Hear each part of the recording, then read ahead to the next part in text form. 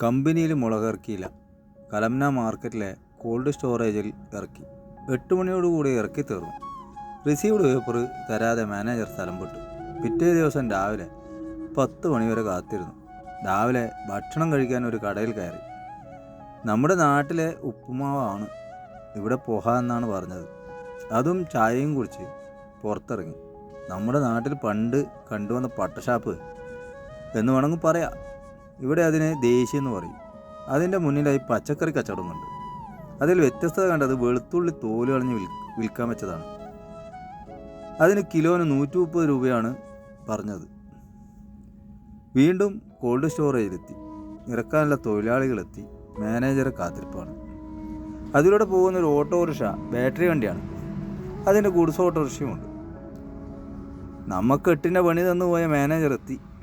ഭാഷ അറിയാത്തത് കൊണ്ട് ഒന്നും പറയാനില്ല. സ്നേഹത്തോടെ റിസീവ്ഡ് വാങ്ങി.